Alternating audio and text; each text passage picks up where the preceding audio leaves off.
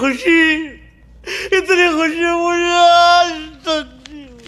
না না বপি শেফের রান্না বাড়ি আজকে হেপি হয়েছে হেপি হেপি হেপি